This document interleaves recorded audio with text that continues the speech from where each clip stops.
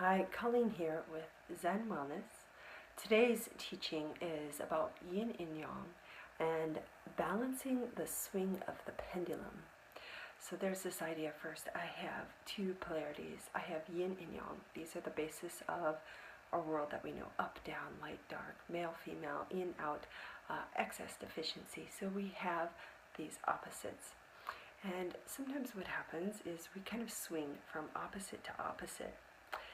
Here, what we want to think about is this swinging pendulum. So here, if I have a pendulum, if you would, and I have yang on one side and I have yin on the other, and what can happen here in the center line of this pendulum is what we would call the Tao, or our center, or kind of the middle way, where we're kind of holding to that middle. But what happens is sometimes that pendulum gets swung by life. So that pendulum can move from side to side, creating a place where it can go into yang or to yin. And this is just the natural movement of life, kind of going back and forth. Well, there can be excess to the point where we go too far into yang, and it swings and creates too far into yin. The example of this might be something like, if you get too hot, you'll get the chills. Or maybe you can get in a place where it's too cold and you'll get burned with like frostbite or something of that nature. Could be emotions. Maybe I have the emotion of anger runs through me, and that's okay. But what happens is it begins to move us off our center line. It begins to shift us. Here, when we're sitting in tranquility, we're in the center in alignment and harmony with the Tao.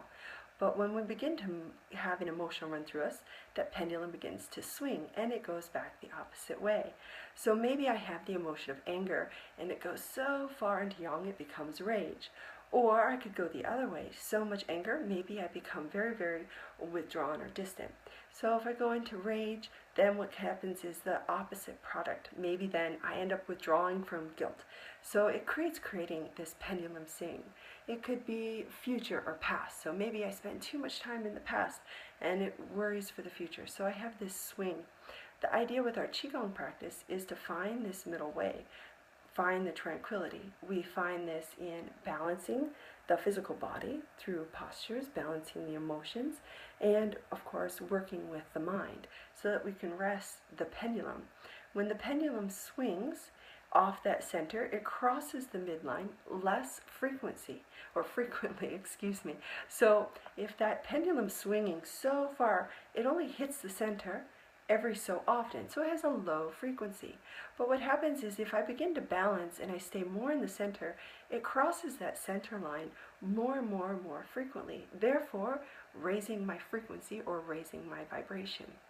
So my question to you is, how will you raise your frequency today? Qigong, perhaps? I want to thank you for joining today. It means so much. If you would like, comment, share, or thumbs up. Be well. Namaste.